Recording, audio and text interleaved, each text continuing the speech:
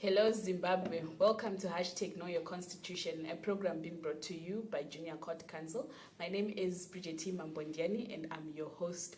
Today I am being joined by a student leader. May you please introduce yourself? Thank you very much. I answer to the name Comrade Gona Fanwell, the Legal Secretary for Zimbabwe National Students Union at national level.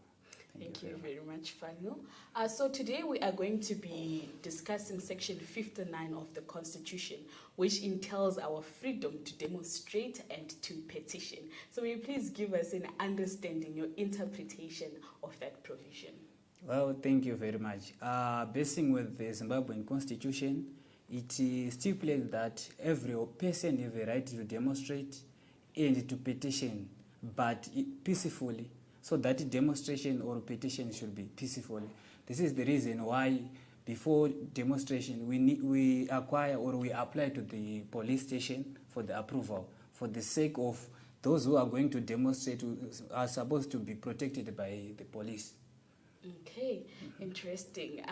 So you have highlighted that the Constitution itself states that you do have that freedom to demonstrate and to petition, but it must be done peacefully. So as a leader and an activist yourself, would you say that the various demonstrations that especially us young people partake in, are they conforming to that provision of the Constitution? That one, we have two theories.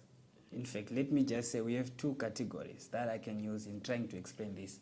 The first, here in our motherland, we have the right.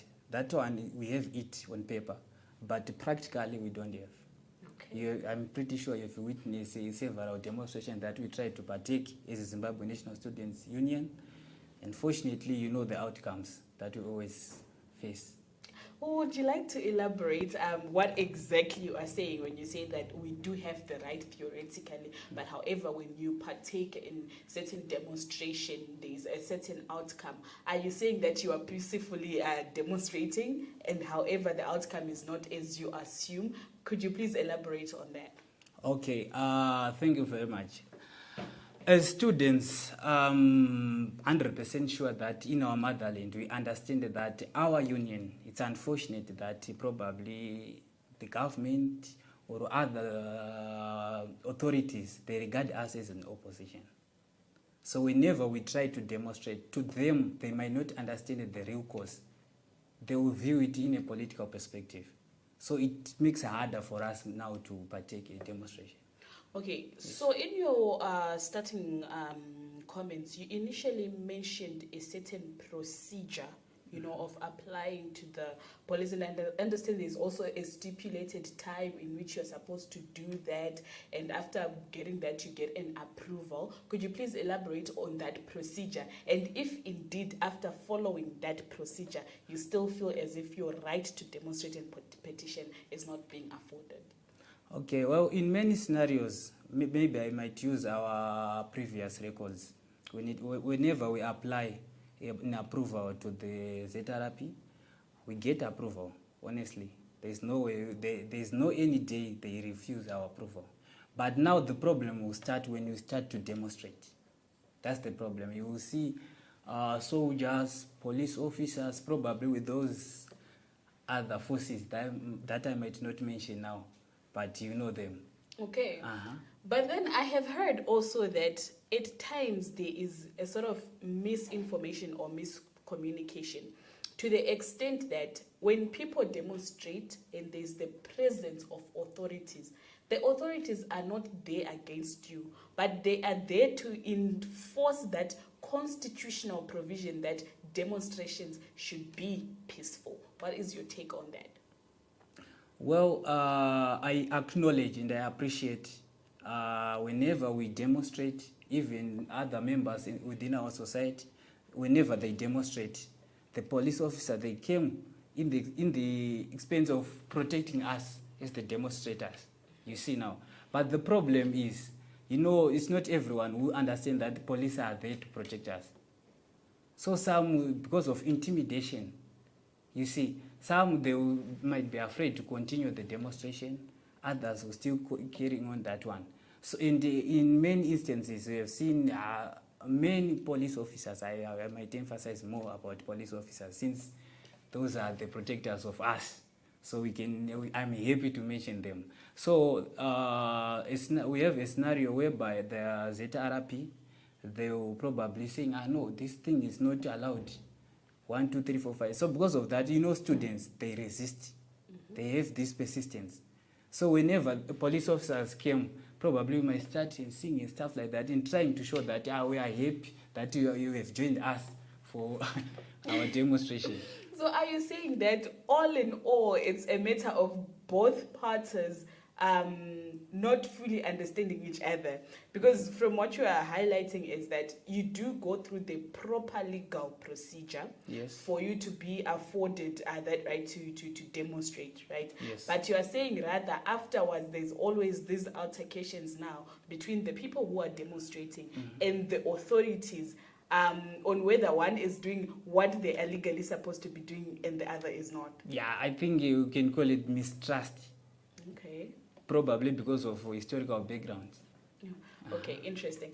I'm going to take you back a bit because the Constitution clearly mentions that you've got the right to demonstrate and petition, and it also expresses on the word peacefully. Yes. For you as a student leader, what does peaceful demonstration mean to you? Well, to me, as a student leader, I can say that demonstration, and it is a right of every person. I'm pretty sure the Constitution of our motherland, it emphasizes that. So as a leader, we understand and we believe that whenever we demonstrate, we expect a positive result, a positive outcome. But the problem now, during the process of demonstrating, that's when a problem erupts. Sometimes maybe we might say, no, today we want to demonstrate the whole day, probably 12 hours, 16 hours. But we know in many instances, we don't finish that demonstration because of various inconveniences, because of that mistrust that I have highlighted. Okay, I understand that legally we are on agreement that there is a procedure to be followed. Yes. And when you make these applications, you specify on time, place, date, how many people, and so forth. And you are in agreement with the authorities.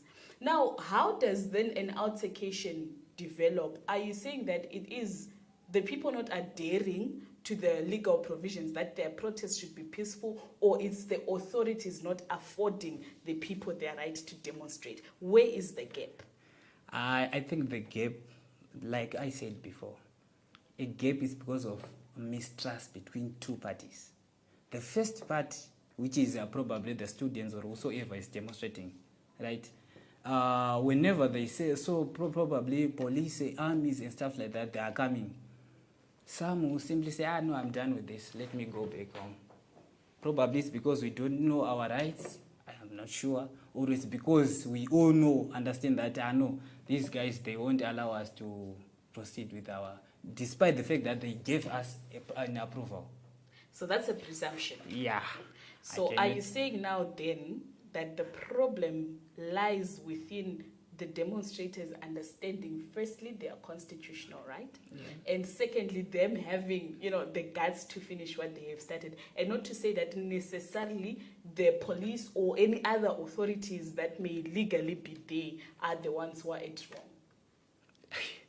Well, I can give you an example for UZ. Should be last year, if I'm not mistaken. They once demonstrate against fees hikes. Even at MSU 2022, we once tried to demonstrate against fees hikes and unjustifiable rates. What happened is the police officers, they came with their equipment, their tools probably. I don't know, we don't know what those tools are there to protect us or they are there to thwart our voices during the demonstration process. So in many instances, we have seen many people probably they will be abducted. Whosoever is leading that demonstration, in many instances, that person will be abducted, probably beaten by the police and stuff like that. So you see now the problem. So this is being done now illegally by the people who are supposed to protect you when you are demonstrating. Yes. Now, as a student leader, what then do you do when you realize that, okay, so I've got my rights, I did legally follow procedure and protocol, but then, however, this has happened, perhaps you have been beaten, or perhaps you have been abducted or tortured. Do you, as student leaders, also put in place or have that understanding of the procedures that you take after? What do you normally do in circumstances such as those? Well, I might say it's unfortunate that if you face a certain thing like that, the first thing you should go back to police again and report. You see now the problem.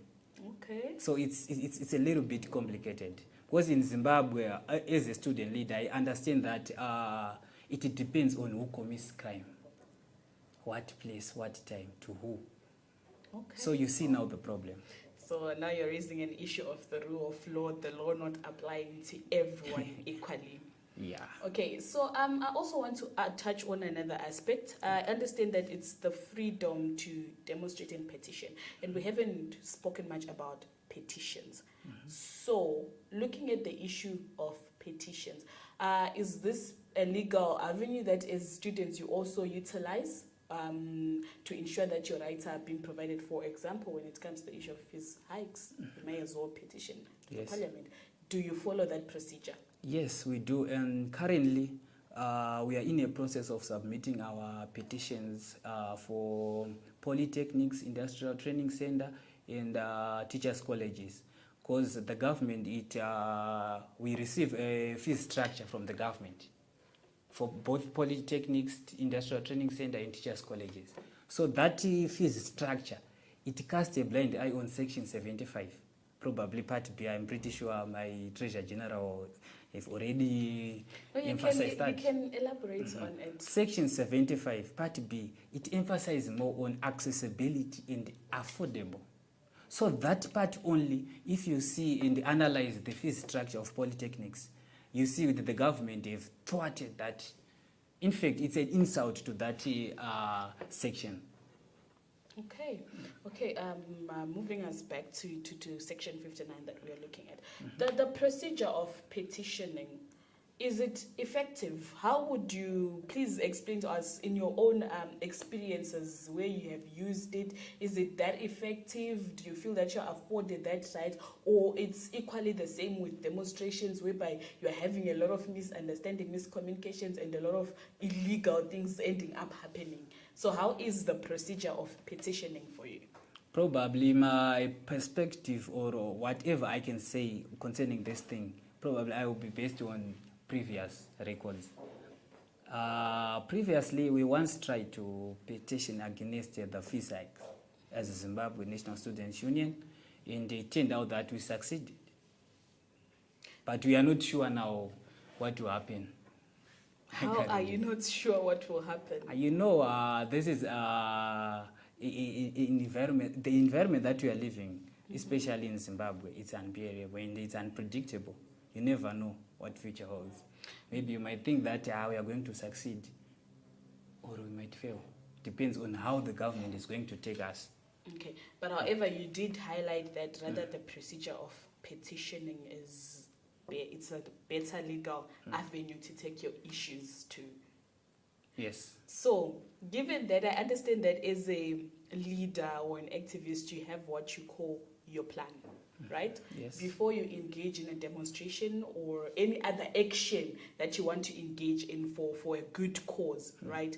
You first make that plan, right? So, in your planning, how would you assess, which action you are going to take, whether you're going to demonstrate or you're going to petition?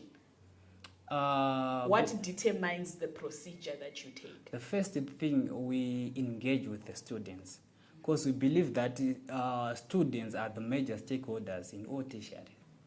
So institutions. So we first engage with the students. When we hear the views of the students in their plan, then we move forward. Because as ZINASU, we are just a bridge for the students and those authorities, be it at institution or national level.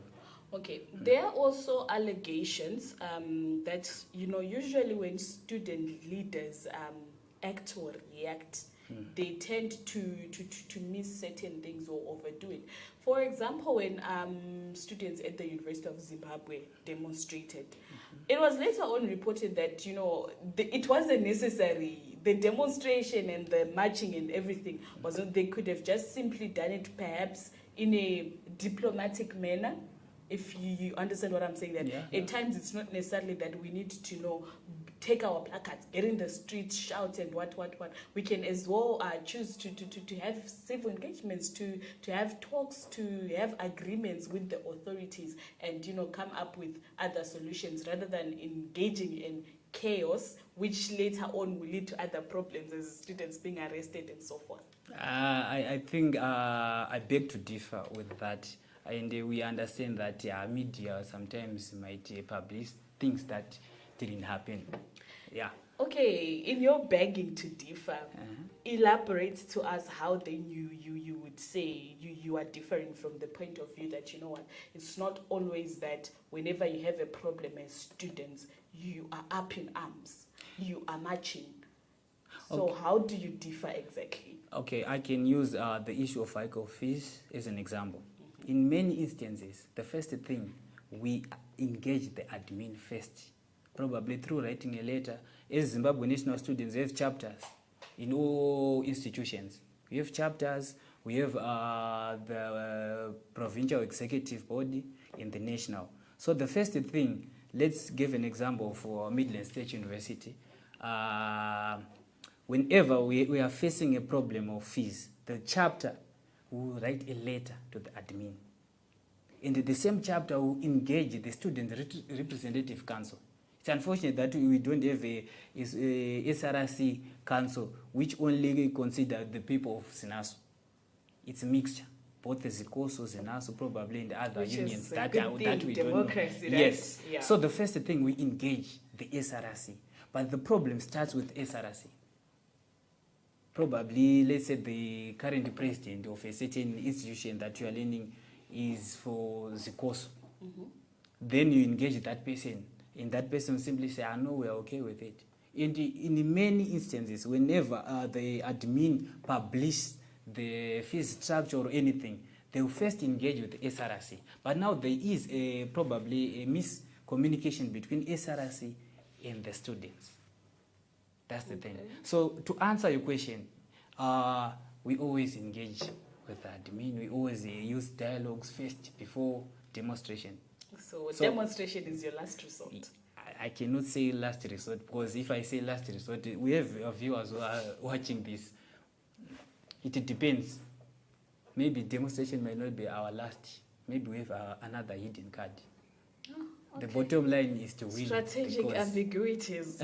Okay, interesting. So, overall, would you say that, apart from the demonstration that we engage in as student leaders, in communities, let's say it's when it comes to other issues such as, for example, water or refuse collection, do you think that demonstrations and petitions are really an effective legal channel in addressing, all the problems that not all, but some of the problems that we face even in our communities?